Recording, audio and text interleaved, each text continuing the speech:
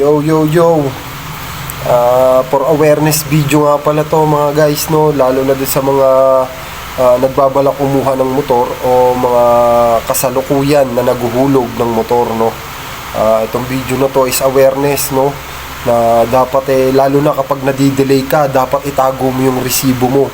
Kasi yung nangyari sa akin dito sa video na to is siguro mga 9 months pa yun, no? Parang 9 months pa yung kailangan kong bunuin para matapos ko yung motor.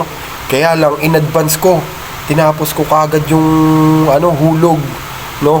Kaya meron silang doon, once na tapusin mo ng mas maaga, parang sa promo, mas mababa na yung babayaran mo, no? So yun, binayaran ko na siya ng buo. Then may mga natandaan ako na na-delay ako, pero mga ilang araw lang yun. So yun, sinasabi nila na magkaiba yung record ng system nung basta yun, hindi ko na babanggitin yung bangko, no? Magkaiba yung system nun sa bangko versus doon sa kasa. So yun, makalipas yung 5 buwan na akala ko wala na akong babayaran dahil binayaran ko na ng buo, may nangungulit sa akin na message, akala ko scammer. Na kesyo ganto, kapag hindi ko raw nahulugan, babatakin yung motor ko. Syempre na-stress ako dahil alam kong bayad na yung motor ko. Galit na galit ako, pumunta ako sa kasa. Then pagpunta ko sa kasa, wala doon yung babae na binayaran ko ng buo, pero kompleto yung resibo ko.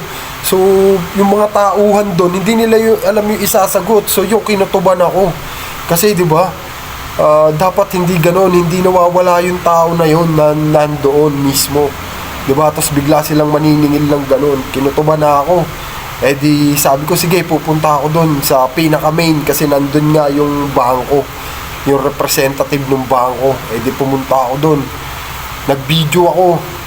Hindi nila alam na nag-video ako, pero i-vlog ko yung mukha ng makapal na mukha ng lalaki na yun na singil sa akin, no? Kala nila makaka-kickback sila sa akin, no?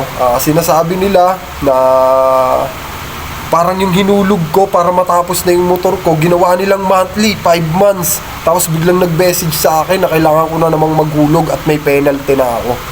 So yung pagpunta ko, eto yung nangyari, guys. Ngayon, kumpleto yung perang dala ko kasi iniisip ko, monthly lahat yun, babayaran ko hanggang matapos, sir, yung dala kong pera. Pero sinabi nila, pasok ako sa discount, dapat nung chinek nila yun sa system, nakita na nila na may kulang, sir, hindi ngayon. Tama naman, sir, pasok ka naman talaga sa discount. Nabayaran mo yung 5 bakit hindi nila sinabi sa akin na may ganyan? Hindi lang muna. Tama naman, 5 buwan yung discount mo. Yung may kinuha pang sobra sa yung bangko. Wala naman. Yung ibabayad mo lang dapat, sir, hindi mo na ibayad, nasa iyo pa rin. Kasi kung i-compute nila ng kulang yan, ang sisingit sa iyo, sir, hindi lang 10,000. Hindi, sir, ito, hindi mo nakukuha yung logic na sinasabi ko, eh. Ang sinasabi mo, may pambayad ka. Ayun nga po, sir, bakit hindi nila nakita yung month na yun, yung August, sir? Ito, sir, pakinggan mo lang ako sandali. Sige, para sir. maliwanagan ka. May nakuha pang sobra sa iyo yung Bangkok Mahal.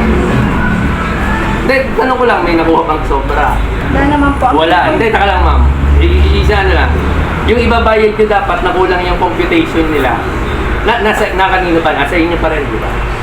O, ngayon, yung sobra na, yung kulang na pinayad nyo, nasa inyo pa rin naman eh. Ngayon, yung computation nila, na kulang, ibabayad nyo lang ulit. Hindi po, sir. Kung nagamit nyo lang yung dapat na sir, ibabayad nyo lang ulit. hindi po, sir.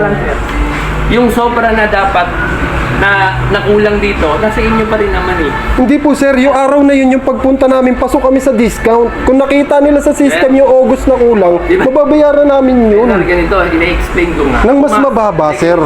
Kasi full payment yung 5 buwan na mo. 5 buwan na penalty mo. Ay, na discount mo. Yung sinasabi mo, naiintindihan ko naman yon. Na dapat, yung 3 buwan mo pa dapat na may discount, yun ang hinahabol mo. Yung 1-2. Yung 1-2 yung hinahabol mo, sabi mo, sir, nakukuha ka yung punto mo na dapat babayaran mo lahat para pumasok ka sa discount. Nakukuha ka yung punto mo. Ang problema, yun nga, pinutol ko na.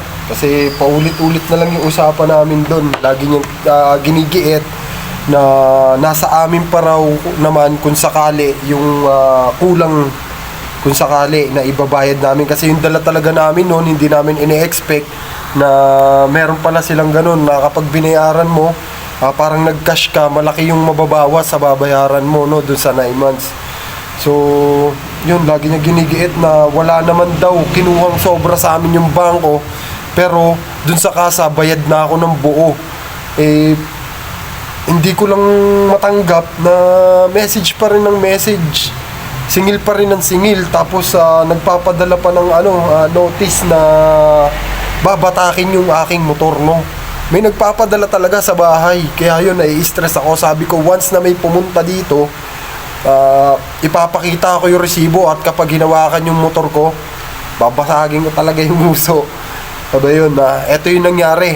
Pagkatapos namin makipag-usap doon sa main na yun, bumalik ako ng kasa, pinalipas ko yung ilang araw, nagpaalam ako sa trabaho, ilang araw akong naperwisyo, no, umabsent ako, nagpaalam ako para lang malakad yun, dahil nai-stress talaga ako, nagtatrabaho ako, naiisip ko baka batakin yung motor ko. So ito, yun nangyari pagpunta namin sa kasa.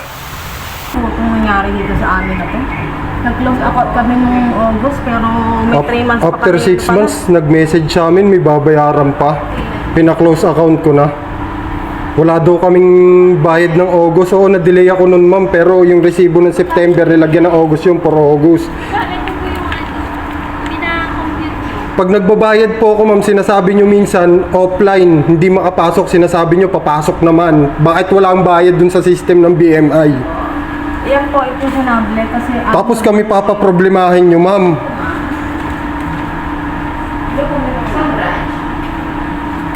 Hanggang magkaroon na po kami. Hindi ko lang maasikaso yung ORCR eh. Tapos biglang 6 months, ganun katagal, hindi nyo napansin may mali. Saan yung sir? May mali dito. Ito po. Ito po, Sabi ng BMI, ma'am, wala daw akong... Ang alam ko, sa nag-receive mo sa inyo, ina-compute niyo po yung total na balance nyo sa hapon. Apo. Para ma-close account. Lumalabas po Wala sa po. BMI, 6 months lang po yan. Wala po kaming pagkakamali, ma'am, nagbabayad ako monthly.